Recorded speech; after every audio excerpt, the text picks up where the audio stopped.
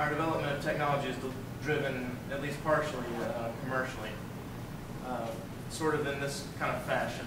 Can you read this? Yep. Well, yeah, that's it. Okay.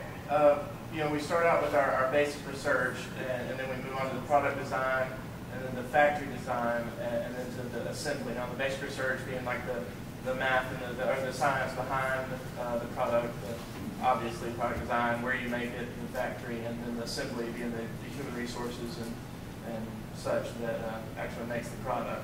And each of these, you know, each of the rungs can only be stretched so far from the rung below it. Our product design can only go so far until the basic research has to be improved before you see a better product made. So my question is, where is artificial intelligence commercially in these terms? Are we still fumbling around in the basic research, or are we working with the product design, trying to, I mean, as far as marketing, where are we?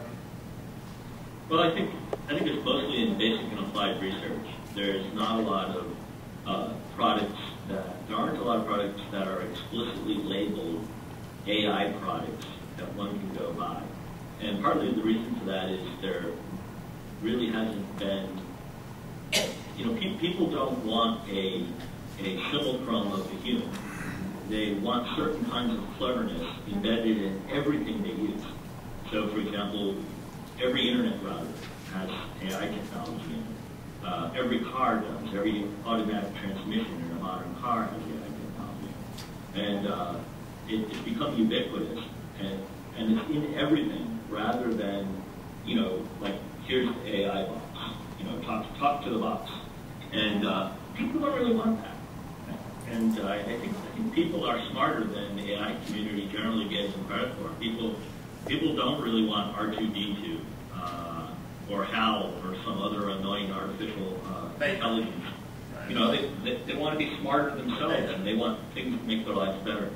If you were going into mathematics, what realm of mathematics might you suggest that maybe is on the forefront? Anything? Well, I would follow your passion. And most mathematicians I know have a particular part of mathematics, and they don't always discover it right away, but there's some part of it that they find endlessly fascinating, and it captivates them. And I think we're only really, really good at things that we're passionate about and that we find to be fun.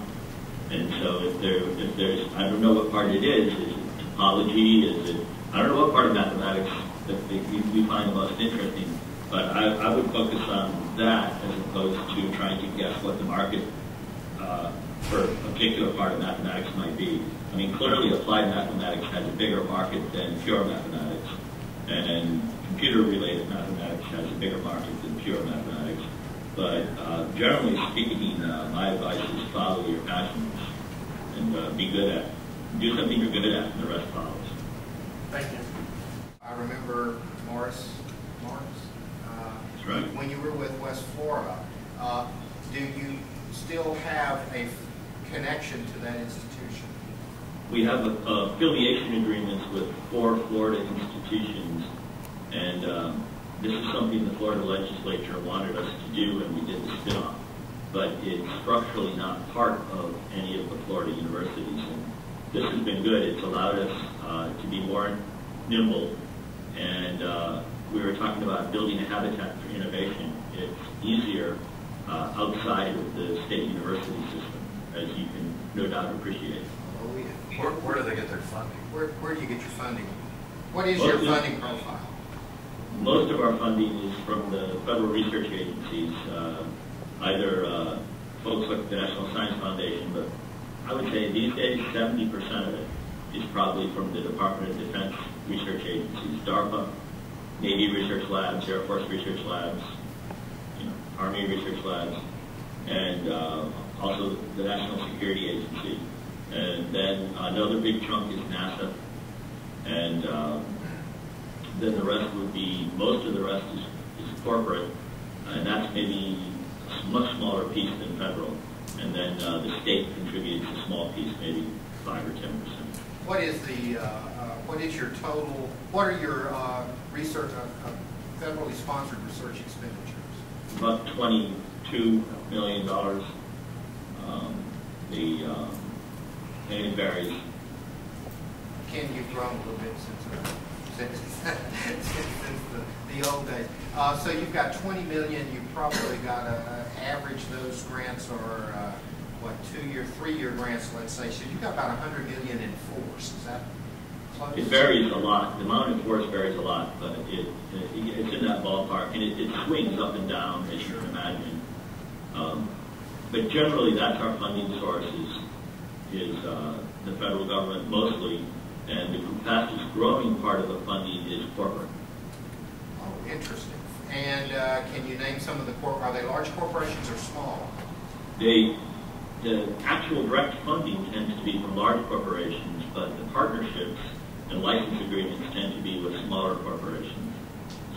What about so Honda, Lockheed, Boeing?